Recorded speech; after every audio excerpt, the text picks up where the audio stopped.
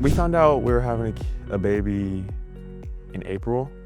And so that was like a huge wake-up call. And it was tough because, it was like we were trying to figure out how we were gonna pay for rent, like how we were gonna pay for groceries. So that whole summer I was working every day.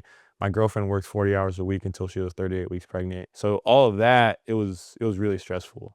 I was having an okay season. I was having a decently good season, and then when my daughter was born, it kinda just, like, woke something up inside of me. I don't know what it was, but I was just playing for something bigger, playing for something outside of myself, and so, literally, we were at the hospital. So my team, we had a away trip to Hawaii because we had 3 Hawaii schools in our conference, and so my team had left, I believe, on the 30th, but my daughter was born on the 29th, so I had met them up there on the 2nd, and then we played on the 3rd, and I had 39 that game. That's crazy. Yeah, we lost. We ended up losing to Chaminade, but, it was like, I don't know, something was just like to me, like, going away from my girls, I was like, "Alright, if I'm gonna be playing this game and I'm gonna be away from my girls, like, I gotta give it my all." Like, I just gotta go and, like, no matter who's guarding me, no matter who we're playing against, like, they're taking time away from me and my family. So it kinda just, like, it made me just go harder. You had a lot of success in high school. You're one of a few rare players, I liked looking this up. You had a quadruple double. Sorry, I get the Yeah. word right. You don't hear it a lot. You had 14 steals in a quadruple double, Yeah. so you were putting up numbers. It's not Uh-huh. like out of high school you weren't having success. You had a lot of accolades. Yeah.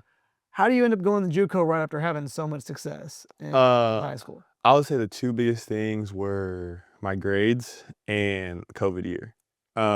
There was definitely some schools, like some NAIAs, D2s that were, looking at me in that period, but then when COVID hit, it kinda just everything just went downhill. That semester after I graduated high school, I was just working, trying to figure out, like, what I was gonna do when the lockdown was gonna be lifted, and then hearing that it was gonna be lifted sooner than later, I was like, "I'm just gonna try to go JUCO."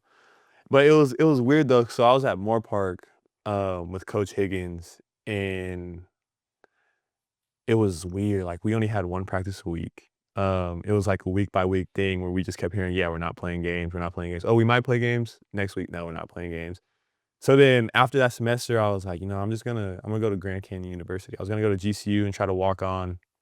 Um, and then they're like, "You can't walk on, but we have a club team you could play for." And I was like, like, that's good enough. And then it wasn't until my old AAU coach, Alonzo McCain, he heard that I was like, and when I was registered at GCU, like I had my dorm picked out, I was ready to go. And I think it was like 3 weeks before I was gonna head out there, my old AAU coach found out, and he called me, he was like, "Look, like, just come with me to Ventura, like, you have an opportunity to get your school paid for." And I told him, "No, like, I think, like, I made my decision, like, everything's all set." He was like, "What can I do to get you to come play with me?" And I was like, "If you could get my brother to play, I'll go to Ventura."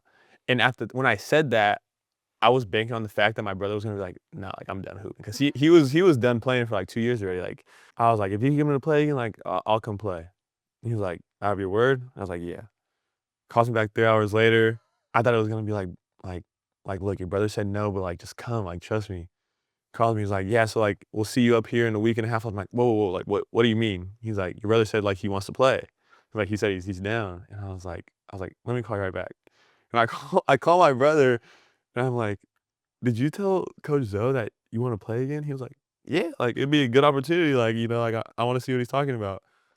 So I'm like, "Alright, like, let's do it." So then I unenrolled from GCU, we figured out, like, very quickly figured out, the moving situation in Ventura. We get down there, and then,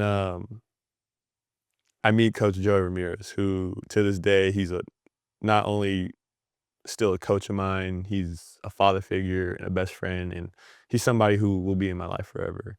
Um, we walked into his office, and one of the first things he said was that, after like introductions, he was like, "I don't want your trust because I'm gonna earn it."